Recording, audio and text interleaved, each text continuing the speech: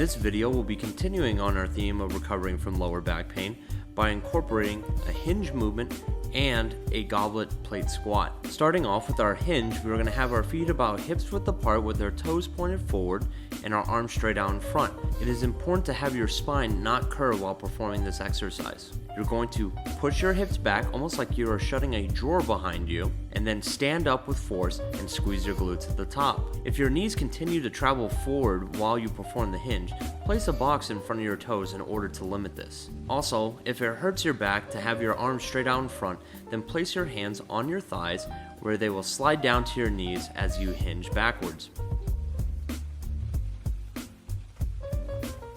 Next exercise will be our goblet plate squat. With this exercise, you will grab a 10 to 25 pound plate where you will sink down into a deep squat position. Once you have done this, you will hold for around 5 seconds. Then, partially squat yourself up where you'll hold for another 5 seconds and squeeze your glutes like crazy. This goblet plate squat will also improve hip mobility, which will in turn reduce lower back stiffness. Thank you all for watching, and please let me know if you have any questions.